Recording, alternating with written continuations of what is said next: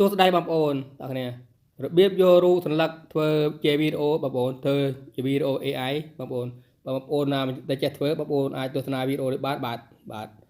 ដល់ជាដំបូងបងប្អូនចូលកម្មវិធីនេះបងប្អូនបាទកម្មវិធីមួយនេះបាទចេះទៅបាទ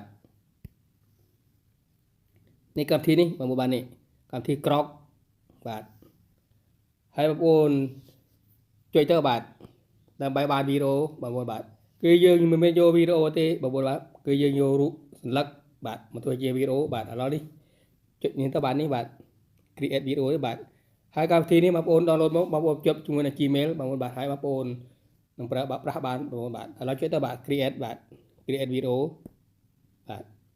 ហើយបងប្អូនយករើសរូបសន្លឹកមួយមកបាទខ្ញុំឧទាហរណ៍ថាយករូបសន្លឹកនេះបាទតែយករូបនេះបាទបងប្អូនចាំពេលគេកំពុងតែធ្វើយើងបាទនេះបាទមកធ្វើយើងបាទហើយបើបងប្អូនធ្វើឲ្យមិនពេញចិត្តបងប្អូនអាចធ្វើម្ដងទៀតបានបងប្អូនបាទចាំផ្លេតបងប្អូនរកចាំផ្លេត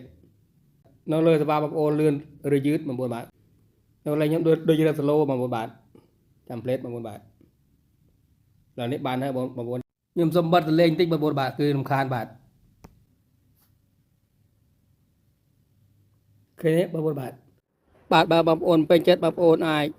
ជាអធិថ្មីបានបងប្អូនបាទហើយបងប្អូនចង់បានវីដេអូបងប្អូនចុចសញ្ញាព្រួយសញ្ញាសៀមមកបាទហើយនឹងបានវីដេអូមកបាទសម្រាប់នៅក្នុងវីដេអូនេះគឺមានប៉ុណ្ណឹងបាទសូមបងប្អូនជួយចែករំលែកផងបាទដើម្បីបងប្អូនខ្ញុំបានទាំងអស់គ្នាបាទសូមអរគុណនិងសូមជម្រាបលាជួបគ្នានៅក្នុងវីដេអូក្រោយ